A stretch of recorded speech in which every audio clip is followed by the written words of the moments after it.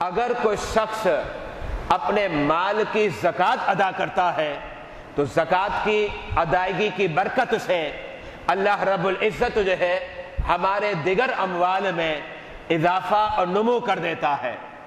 اب اس بات کو قرآن نے ذکر کیا ہے۔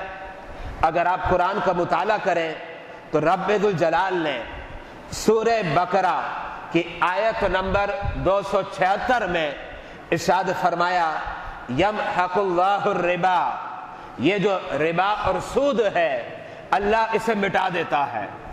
بظاہر سود کے اندر ہمیں نظر کیا آتا ہے؟ مال میں اضافہ ہو گیا اور مال کے اندر نمو ہو گیا، اگرچہ ہمارا مشاہدہ اس بات کی گواہی پیش کرتا ہے، لیکن رب ذوالجلال نے قرآن میں واضح کر دیا یمحق اللہ الربا، یاد رکھنا اللہ ربا اور سود کو مٹا دیتا ہے۔ اس کا مطلب یہ ہوا بظاہر مال میں اضافہ ہے، لیکن اس کا انجام یہی ہے کہ مال میں قلت ہوگی اور مال کے اندر خسارہ ہوگا اور اس مال کے اندر برکت نہیں ہوتی۔ اور یہ بھی ہمارا مشاہدہ ہے۔ اگر آپ دیکھیں جو سودی کاروبار کرتے ہیں وقتی طور پر بڑے پھلتے ہیں، مال میں اضافہ نظر آتا ہے، لیکن ہم نے ایسے کئی افراد کو دیکھا وقتی طور پر مالدار ہو گئے، لیکن جب سودی کاروبار ہوتا ہے اور بینکوں سے سود لیا کرتے ہیں تو بالآخر ان کا انجام یہ ہوتا ہے کہ اب زوال کے ایام ان پر شروع ہو جاتے ہیں۔ اور وجہ کیا ہے؟ وجہ یہ ہے کہ رب ذوالجلال نے سورہ بقرہ کے اندر اس بات کو واضح کر دیا یمحق اللہ الربا، اگرچہ تم یہ سمجھتے ہو کہ مال میں اضافہ ہو گیا، لیکن رب جو ہے تمہارے سودی مال میں کیا کرے گا؟ برکت کو اٹھا لے گا، اور اس کا انجام یہ ہوگا کہ یہ مال تباہ اور برباد اور گھٹ جائے گا۔ پھر اس کے بعد رب ذوالجلال نے اسی آیت کریمہ میں ارشاد فرمایا وَيُرْبِ الصَّدَقَاتِ، اور رب ذوالجلال صدقات کی پرورش کرتا ہے اور صدقات کو بڑھاتا ہے۔ اب جو صدقات ہیں ان صدقات میں سب سے اعلیٰ صدقہ جس کی اہمیت سب سے انوکھی اور نرالی ہے، اور وہ کیا ہے؟ زکوٰۃ ہے۔ زکوٰۃ صدقات میں سب سے اعلیٰ صدقہ ہے، اور رب نے مطلقاً فرما دیا وَيُرْبِ الصَّدَقَاتِ، جتنے صدقات ہیں ان کے اندر رب کیا کرتا ہے؟ برکت دے دیتا ہے، ان میں اضافہ ہو جاتا ہے۔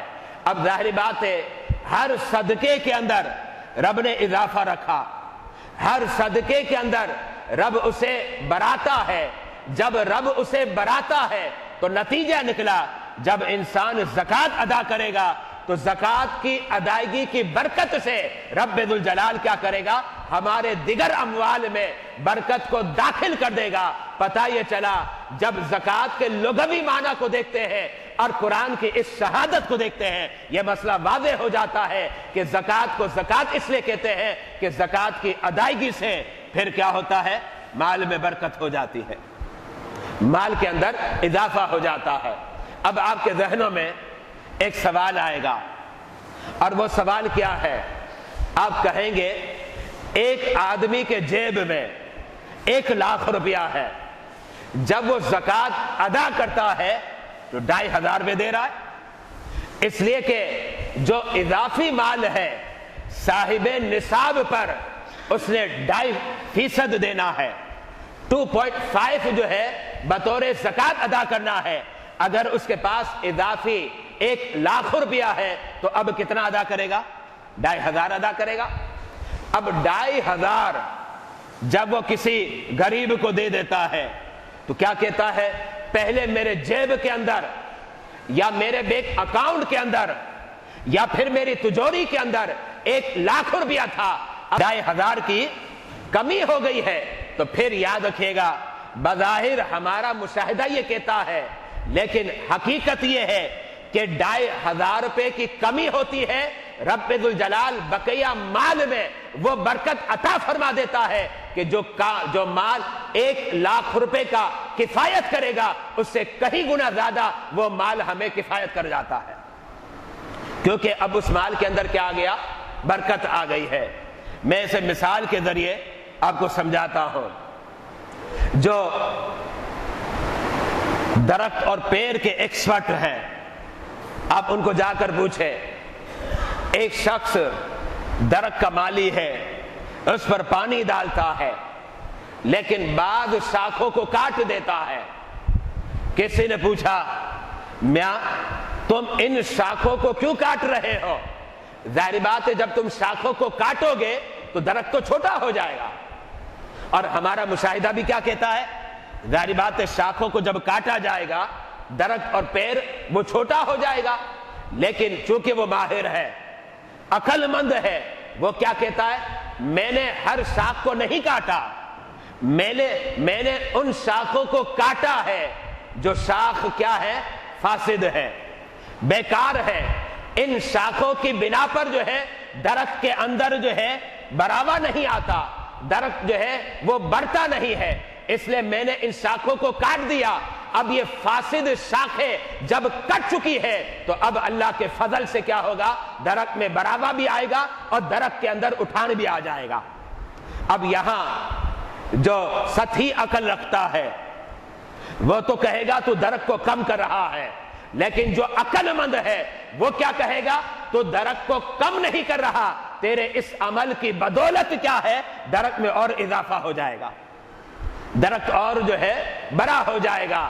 تو بلا تشویش سمجھانا یہ چاہتا ہوں، زکوٰۃ کا جو مال ہے آپ جب نکالتے ہیں بظاہر کمی واقع ہوتی ہے، لیکن مال زکوٰۃ کی ادائیگی کی برکت سے رب ذو الجلال یہ کرتا ہے کہ تمہارے مال کے اندر برکت داخل کر دیتا ہے، اب اس کے اندر اضافہ بھی ہوتا ہے اور نمو بھی ہو جاتا ہے۔ یہ زکوٰۃ کا پہلا معنی تھا لغوی۔ اب آئے زکوٰۃ کا دوسرا معنی۔ زکوٰۃ کا دوسرا معنی جو ہے وہ طہارت اور نظافت کا ہے، پاکیزگی کا ہے، یہ زکوٰۃ کا دوسرا معنی ہے۔ اور یہ معنی میں قرآن سے واضح کرنا چاہتا ہوں۔ اگر آپ مادہ اصلیہ کو دیکھیں اور اصلی حروف کو دیکھیں تو یہ لفظ قرآن میں متعدد مقامات پر استعمال ہوا، جیسے رب ذو الجلال فرماتا ہے قد افلح من زکاہا۔ اب یہاں جو لفظ زکا ہے اور لفظ زکوٰۃ حروف اصلیہ کے اعتبار سے دونوں ایک ہی چیز ہے، ان دونوں کے درمیان کوئی فرق نہیں۔ اس کا مطلب یہ ہے کہ جو زکا کا معنی ہے وہی زکوٰۃ کا معنی ہے، جو زکا کا معنی ہے وہی زکوٰۃ کا معنی ہے۔ اب رب ذو الجلال نے قرآن میں کیا فرمایا؟ قد افلح من زکاہا، جو اپنے نفس کو صاف و ستھرا کرتا ہے، قد افلح، یاد رکھنا وہ کامیاب و کامران ہو گیا، وہ کامیاب اور کامران ہو گیا۔ اب آپ یہاں زکا کا معنی کیا کر رہے ہیں؟ طہارت کا کر رہے ہیں، نظافت کا کر رہے ہیں۔ اس کا مطلب یہ ہوا کہ زکوٰۃ کا جہاں ایک معنی جو ہے نمو اور اضافے کا ہے، تو دوسرا معنی اس کا کیا ہے؟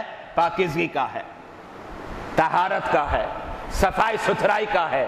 اب اگر کوئی شخص مال زکوٰۃ ادا کرتا ہے تو مال زکوٰۃ کی ادائیگی کی برکت سے اسے پھل کیا ملیں گے؟ پھل یہ ملیں گے اس کا جو دوسرا مال ہے وہ پاکیزہ اور صاف و ستھرا ہو جائے گا، اس لیے کہ زکوٰۃ کا معنی ہی یہی ہے لغت کے اعتبار سے کہ مال صاف ستھرا ہو جاتا ہے۔ اب اس کا دوسرا مال صاف و ستھرا ہو جائے گا، اور اس بات کو میرے آقا علیہ الصلوۃ والسلام نے ارشاد بھی فرمایا۔ میرے آقا علیہ الصلوۃ والسلام ارشاد فرماتے ہیں اپنے مال کی زکوٰۃ نکالو، اور اگر تم اپنے مال کی زکوٰۃ نہیں نکالو گے، چونکہ مال زکوٰۃ تمہارے مال کا میل ہے، اس کی بنا پر کیا ہوگا؟ تمہارا دوسرا مال بھی جو ہے گندا ہو جائے گا، وہ بھی غلیظ ہو جائے گا۔ تو اگر ہم یہ چاہتے ہیں ہمارا مال صاف ستھرا ہو جائے، ہمارا مال پاکیزہ ہو جائے، تو پھر اس صورت میں کیا کرنا ہوگا؟ ہمیں اپنے مال کی، اگر ہم صاحب نصاب ہیں اور اسلامی اصطلاح کے مطابق ہم غنی اور اہل ثروت ہے، تو پھر ہمیں اپنے مال کی زکوٰۃ ادا کرنی پڑے گی۔ اور جب ہم اپنے مال کی زکوٰۃ ادا کریں گے تو اس کی برکت سے ہمارا دوسرا مال کیا ہوگا؟ صاف ستھرا ہو جائے گا۔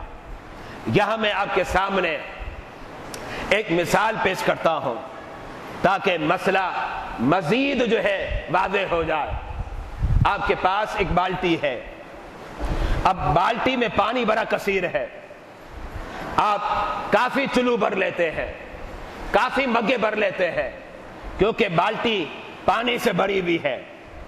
لیکن اسی بالٹی کے اندر اگر کوئی شخص پیشاب کا ایک قطرہ ڈال دیتا ہے اور آپ کے سامنے ڈالے تو آپ اس پانی کو ہاتھ بھی نہیں لگائیں گے، آپ کہیں گے سارا پانی گندا ہو گیا۔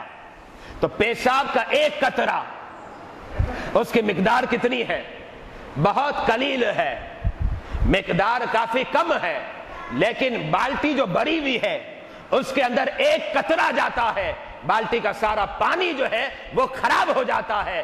اسی طریقے سے آپ 1,00,000 روپے پر 2,500 روپے زکوٰۃ نکالتے ہیں۔ اب یہ 2,500 روپے بڑی رقم ہے؟